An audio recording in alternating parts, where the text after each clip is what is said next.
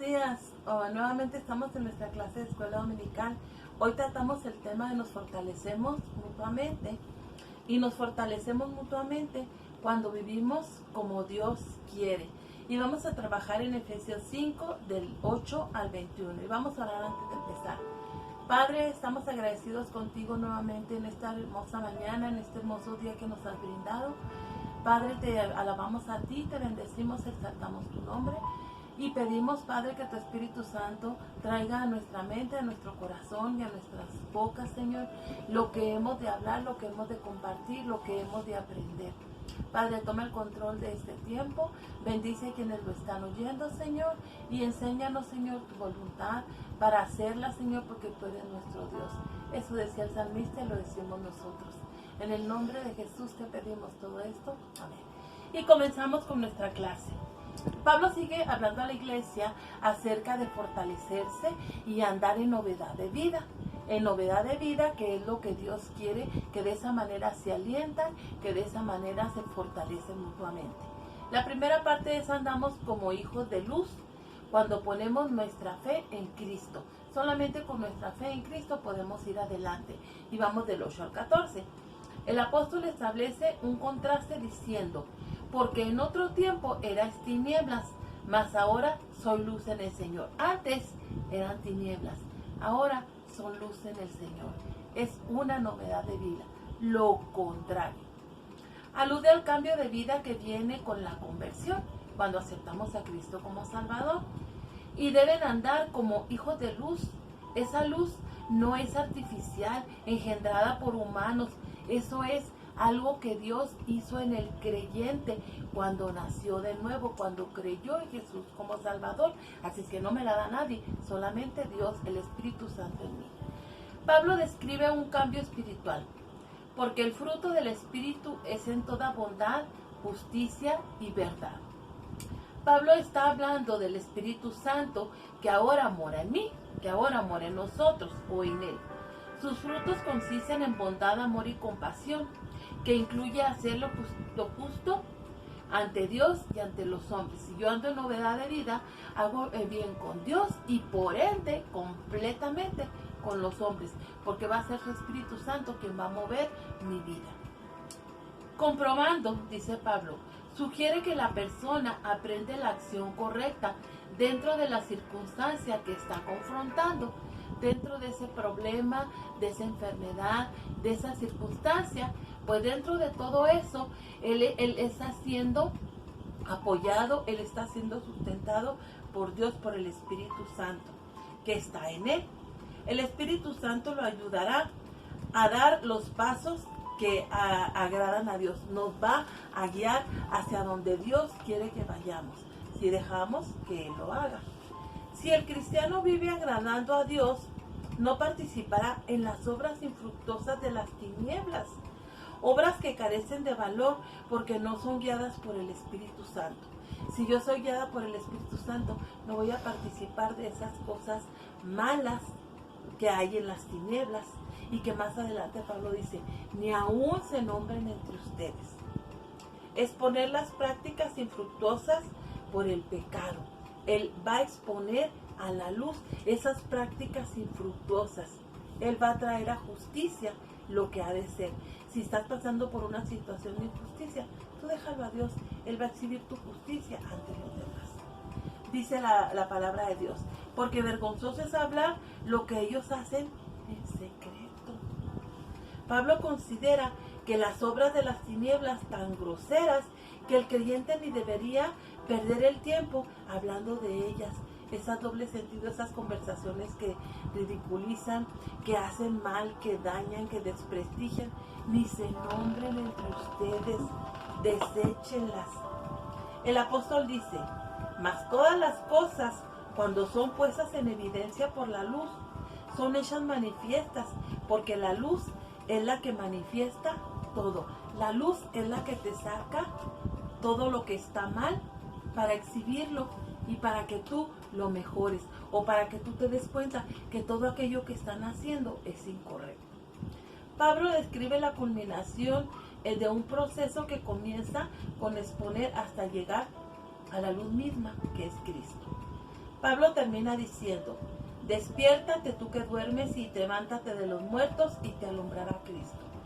Probablemente una cita de alguna tradición que circulaba por allí y Pablo hace referencia de eso, pero yo te digo, despiértate tú que duermes, tú que estás acomodado en una zona de confort, en esta situación que no vamos al templo, que no tenemos ninguna responsabilidad, despiértate tú que duermes y te alumbrará Cristo, sírvele al Señor, ahora es cuando.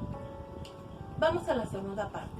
Dios quiere que andemos con diligencia, de una manera correcta. Versículos del 15 al 17. Este nuevo nacimiento trae un despertar a la luz espiritual en Cristo. Despiértate tú que duermes. Estabas en ese mundo de tinieblas. Despiértate a una novedad de vida, algo mucho más fructuoso, con más valor a lo que vivías antes. Transformación de la mente del redimido. Mi mente va a transformar todo lo que yo haga, por ende. El cristiano tiene la oportunidad de comprobar la realidad de su transformación.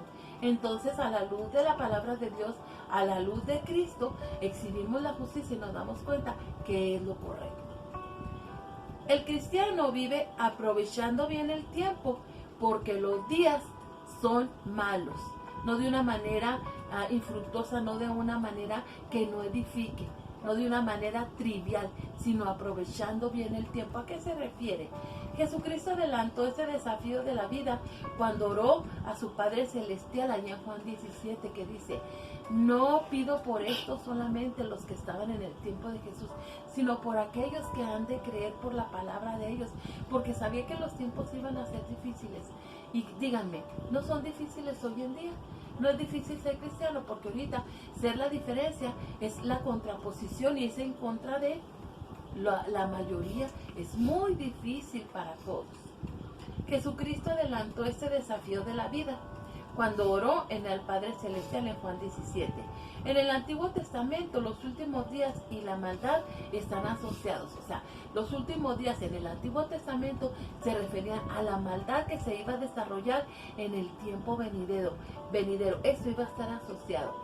Pablo quiere que rediman el tiempo, usándolo de manera más efectiva mientras hay tiempo para servir al Señor. Mientras tengamos vida, mientras hay aliento, podemos servir al Señor. ¿Cómo? Pídele dirección al Espíritu Santo. No te quedes ocioso, no te quedes flojo. No te quedes en esa zona de confort que se está viviendo.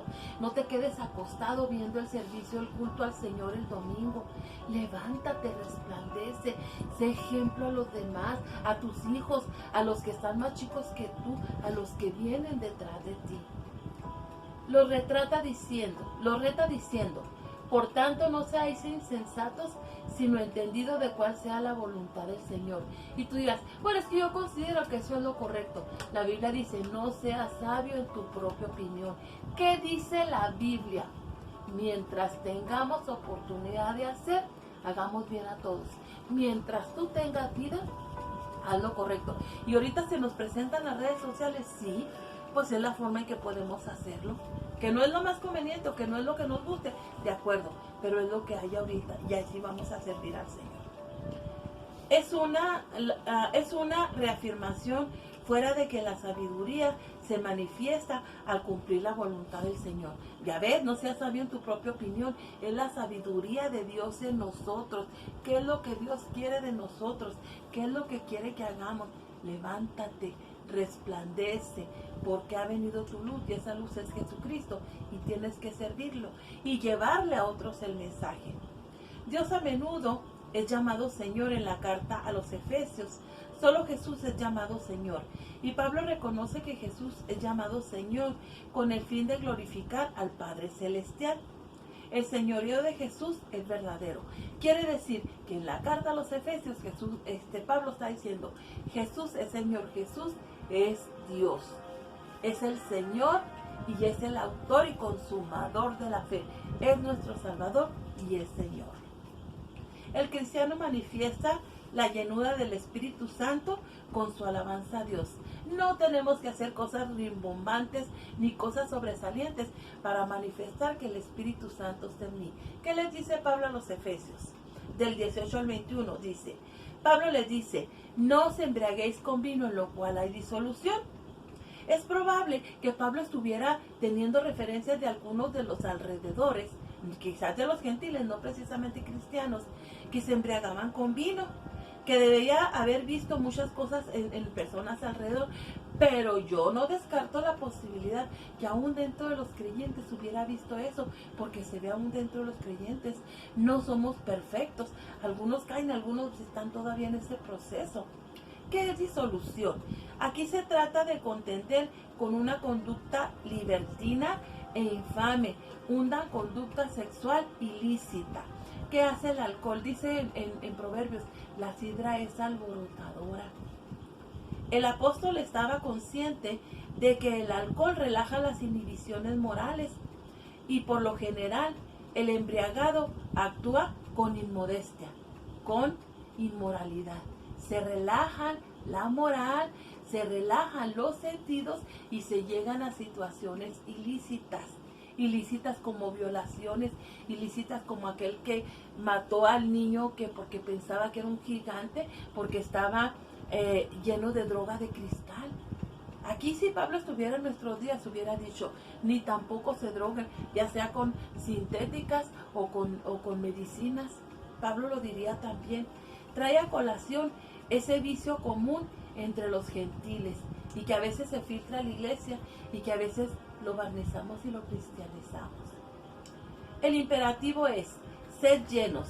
Es un verbo en presente continuo indicando que el ser llenos es algo que sucede de manera continua, no en algo que ocurre una sola vez. Vino el Espíritu Santo, hizo una revolución en tu vida y tan. No, es algo que continúa, que es constante, que es permanente y no tiene que ser una manifestación excepcional.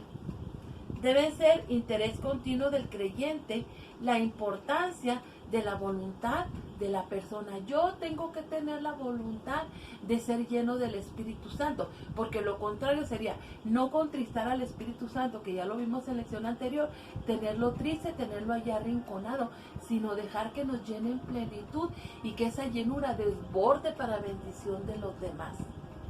Es el creyente el que tiene que ceder autoridad al Espíritu Santo para serle fiel a diario y ser lleno a diario. Pablo apunta a la alabanza y a la adoración. ¿Y qué dice? Manifiesta la llenura del Espíritu Santo hablando entre nosotros. ¿Qué nos dice? Con salmos, con himnos, con cánticos espirituales, cantando y alabando al Señor en nuestros corazones. Nuestra boca declara la grandeza, la sabiduría, la omnipotencia de Dios, pero edifica a los creyentes. Identifica algunos aspectos de alabanza que nos podían ser entendidos, que no podían ser entendidos por toda la iglesia, pero ahorita sí ya los entendemos todos.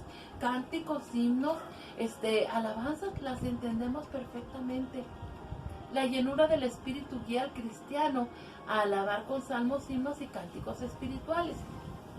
Mientras la borrachera produce desorden, la llenura del Espíritu al creyente produce alabanza colectiva. Con mis demás hermanos en la fe, alabamos y glorificamos y exaltamos a Dios y nos edificamos mutuamente, nos alentamos mutuamente. Entre vosotros, enseñando que una de las prácticas de los cristianos espirituales es que se fortalecen mutuamente en los momentos de adoración. Si dejamos de tener compañerismo con nuestros hermanos en la fe, es muy seguro que estamos dejando de tener comunión con el Señor, porque ahí se va a manifestar la llenura del Espíritu Santo en mi vida. Las alabanzas son espirituales porque brotan del creyente lleno del Espíritu Santo, no de una alegría momentánea o ficticia. Pablo también esperaba que Den siempre gracias a Dios en todo y al Padre, en el nombre de nuestro Señor Jesucristo. Dar gracias en todo, sí. Aún en circunstancias difíciles, sí. Aún en cosas que no nos van bien, sí. Porque no sabemos qué tenga Dios para nosotros a través de esa circunstancia difícil. Siempre debemos estar agradecidos por la bendición inmerecida de Dios, su gracia, su misericordia. En este contexto se refiere a las expresiones de gratitud cuando la iglesia se congrega en adoración y oímos los testimonios de los demás y nos gozamos con ellos y damos gloria al Señor. Aquí es probable que los creyentes tengan la oportunidad de dar gracias a Dios por lo que está haciendo entre los miembros de la iglesia y en general las bendiciones a la iglesia. Y es gratificante saber, bendecimos y alabamos a Dios y le damos gracias por y fluye. ¿Cuántas cosas tendremos que dar gracias a Dios cuando regresemos al templo y podamos hacer esto? Pablo los amonesta a la sumisión mutua en el Señor. Sométanse unos a otros en el amor de Dios. Es allí donde está el problema. Si no estamos llenos del Espíritu Santo, no nos vamos a someter. No vamos a tener es lo que la gente dice, la solidaridad, el ser ahorita les encuentro la palabra. La sumisión no se manifiesta no manifiesta el rechazo de la voluntad propia. No se niega mi voluntad. ¿En qué consiste? Se requiere que el creyente esté lleno del Espíritu y esté listo a renunciar a la voluntad propia por amor a la persona. Por amor a la persona. La ley del amor una vez más. Yo acepto a las demás personas. Sobrellevo a las demás personas. Por amor a las demás personas. Eso es lo que Pablo tenía que decirnos hoy. Si tú todavía puedes moverte, puedes ver, puedes respirar, sírvele al Señor.